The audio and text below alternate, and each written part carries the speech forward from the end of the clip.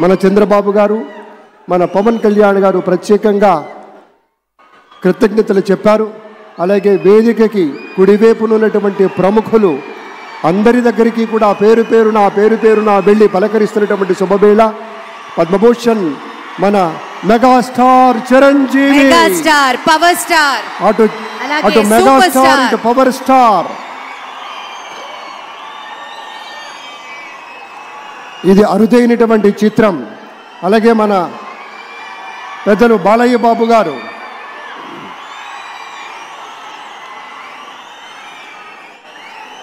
Super star Thalaivar Rajinikanth గారిని పలకరిస్తున్నారు ప్రధాని. వారి దంపతుల్ని లేడీస్ అండ్ జెంటిల్మెన్ మనస్ఫూర్తిగా వారి శుభకామనలు అందుకుంటూ మన బాలయ్య బాబుతోటి కరచాలనం చేస్తూ ముందుకు వెళ్తూ ఉన్నారు.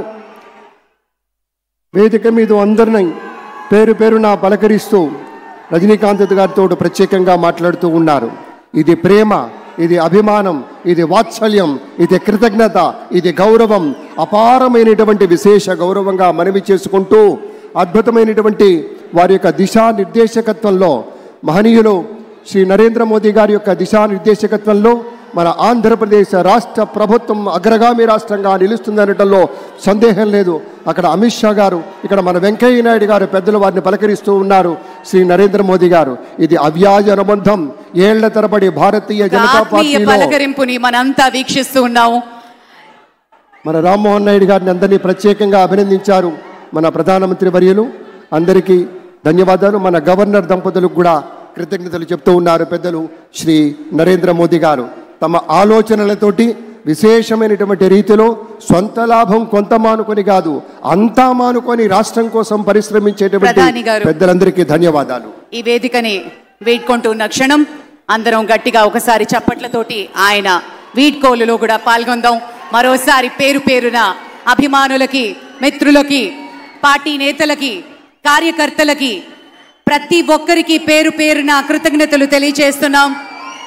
విచ్చేసిన అశేష ప్రజానీకానికి, ఎందరో మహానుభావులు అందరికీ పేరున ధన్యవాదాలు తెలియజేస్తున్నాం. ఈరోజు చరిత్ర సృష్టించాం అని బలంగా చెప్పుకుందాం. గట్టిగా చప్పట్లతోటి కార్యక్రమాన్ని మీ అందరి ఆశీర్వాదంతో ముగించుకుందాం. మహోజ్వలమైనటువంటి ఒక ఘట్టంలో మనము భాగస్వాములు కావటం అంటే, ఒక చారిత్రకమైనటువంటి విశేషంలో భాగస్వామ్యం తీసుకోవటం అంటే అది పూర్వజన్మ సుకృతమై ఉండాలి.